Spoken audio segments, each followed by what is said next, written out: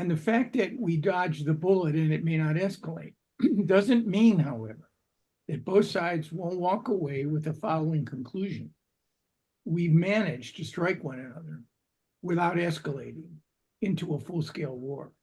And the Iranian regime says that it is entitled and obliged to defend itself after Israeli missiles hit Iran overnight. Now, Israel carried out what it describes as precise strikes on military targets in Iran, including the capital, Tehran. The attack last night is Israel's widely anticipated response to that attack that Iran launched on Israel on October the 1st. Now, we've been almost waiting to see what Israel is going to do, and that happened last night. Now, Washington has said that it was made fully aware of Israel's operation in advance, but was not involved in it. It's also said that if there is an Iranian response, it is fully prepared to defend Israel again. It's worth noting that when Iran did attack Israel, there was a lot of support from its allies, including America and the United Kingdom. Speaking from Samoa this morning, Prime Minister Keir Starmer had his own warning to Iran. This is a live situation and we are obviously monitoring it closely alongside our partners. I am clear that Israel has the right to defend itself against Iranian aggression. I'm equally clear that we need to avoid further regional escalation and urge all sides to show restraint. Iran should not respond. We will continue to work with allies to de-escalate the situation across the region. Well, let's get some expert reaction to this breaking news story. Holly de Grace is an Iranian-American senior fellow at the Atlantic Council and the author of the Iranist, a weekly newsletter on all things Iran. Holly, welcome. Thanks for joining us. Thank you for having me on the program.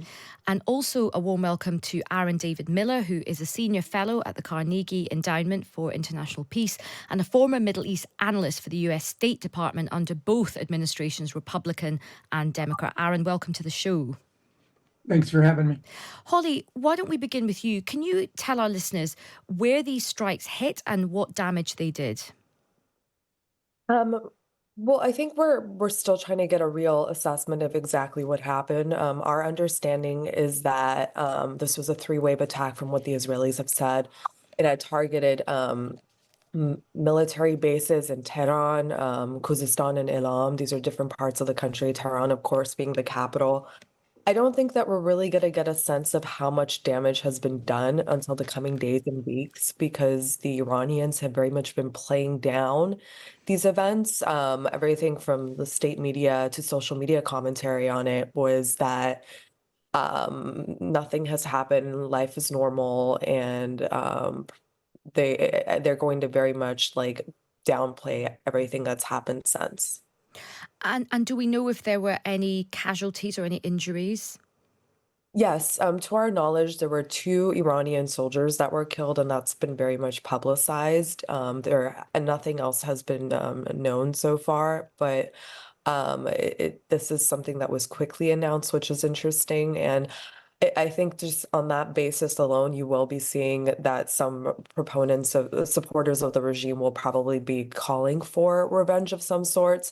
But I have to say that given the narrative we're getting out of Tehran right now, that they seem to suggest that there isn't going to be a retaliation and that deterrence has been restored, at least for the time being. So does it feel to you, Holly, that this bit is sort of done now because Iran attacked Israel? They were waiting for some retaliation. Now Israel has done that. Does that kind of settle this bit for the time being, do you think? Absolutely. I mean, at least that's the interpretation we're getting. I mean, calculations can always change, but just from the narrative coming out of Tehran, as I've mentioned earlier, you're getting the sense that they're downplaying the events on the ground and that things are back to normal. And again, we will be hearing probably conversations about revenge for these 2 Iranian soldiers, but this was more or less a tit for tat. And just based off some of the reports we've been seeing, they were notified in advance that this was going to happen, and they were told not to respond. The Israelis actually had threatened that. And so I get the sense that cooler heads are going to prevail in this round, especially since there's so many characters involved. We have the United States, of course, and then the Arab allies of the United States that have, we've seen the Iranian foreign minister engage in a diplomatic blitz in the lead up to this Israeli strike. So I think there's a sense in the region, okay, enough is enough. You did your part. Let's like move to the next And that's phase of very interesting. regional activities. So Yeah. it sounds like from what you're saying, Iran right now is not spoiling to sort of, go into like a full scale conflict with Israel. Let's get Aaron's view on this now. Aaron, what was the extent of Washington's involvement, and what's your analysis of the situation? First of all, thanks for having me. It's great to be here with Holly. Look, on October 1st, the Iranians launched almost 200 ballistic missiles against Israel. 50 of them, according to open source reporting, actually impacted. And the last several weeks, I think, have been spent both internally in Israel trying to figure out what an appropriate response would be, and consulting, and ultimately, I suspect, particularly with the deployment of the THAAD terminal area high altitude defense interceptors, coordinating with the administration to try to figure out whether a response could be found that would navigate between doing something substantial. I mean, the Israeli Minister of Defense, Yoav Gallant, said weeks ago, said the attack would be precise, deadly, and unexpected or surprising. We haven't seen the third piece of it. Seems like a pretty conventional attack. So on one hand, trying to figure out a way to restore deterrence after a fashion, but not provoke a regional war. I mean, there were voices in Israel, and I'm sure the prime minister was confronted with the following argument. You'll never have a better chance now to deal a massive and comprehensive blow against Iran. You're weeks away from one of the more consequential elections in modern American history. Your leverage is great. You were attacked. Why not do something really dramatic and bold? Clearly, with respect to attacking Iran's nuclear sites or economic infrastructure, those target sets were, I'm sure, considered, but ultimately ruled out, at least during this round. Mm. And assurances were provided to the administration, I suspect, that the attack would be more or less the way it played out. Those assurances would not, however, convey to a second round should the Iranians decide to do what they did on October 1st or to come in heavier. I would just make the following point. I think we've dodged a proverbial bullet here, but I think you've got a new phase here, and I think we should all be cognizant and aware of it.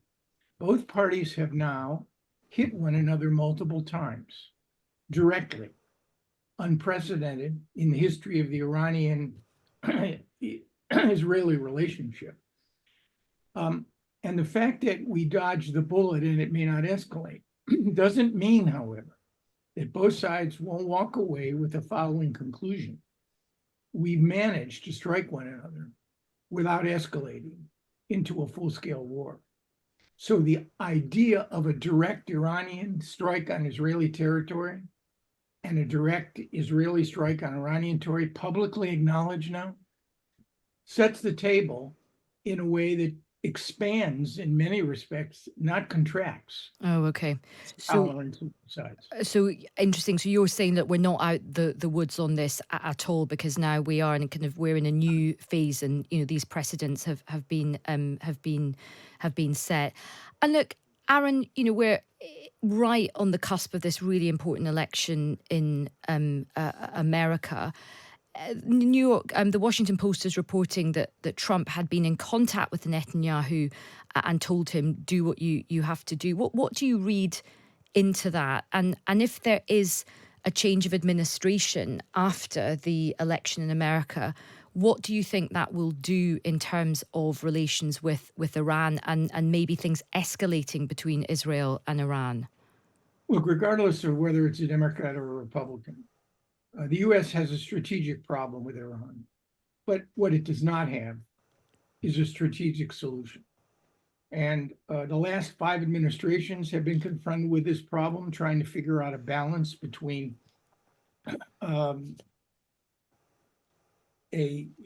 actually, there really hasn't been a balance. The reality is that everything the various administrations have done, Democratic or Republican, have been what I call transaction.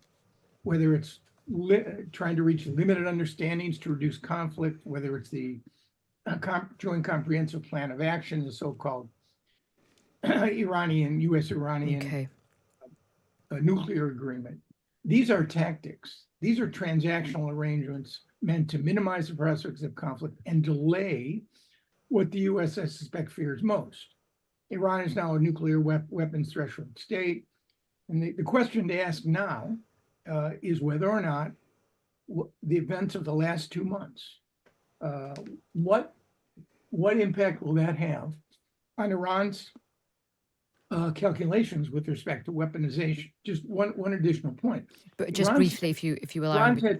Iran has 3 deterrents against Israel. Hezbollah, which has proved to be hollowed out, to say the least. Number 2, its ballistic missile capacity, which is really has underperformed and is very limited, and the threat of weaponizing. And I'd be interested to know and to see what Holly thinks about how Iranian calculations may or may not have changed on that issue. Okay. Well, Holly, why don't you come back on that point? So I would say that one of the things we've saw is that the Iran has had to reassess its security strategy in recent months. What that looks like, we're not entirely sure, but it's definitely had to think about this twice, especially in the context of what has happened in Lebanon. Hezbollah being its crown jewel proxy, and how we saw that much of Hezbollah had been maimed during the communications attacks, and of course seeing its leader Hassan Nasrallah be killed. And so Iran, of course, has relied on proxy groups like Hezbollah and Hamas as part of its forward defense strategy. And seeing that these 2 groups had been weakened the way they had in the past year would suggest that Iran is really rethinking how to move forward. And the fact that we've seen Iran retaliate not just once, but twice against Israel by firing first a host of over several hundred drones and missiles in April, and then now this ballistic missile attack on October 1st is really telling us that Iran is really rethinking how it projects itself in the region, but also how to respond to Israel.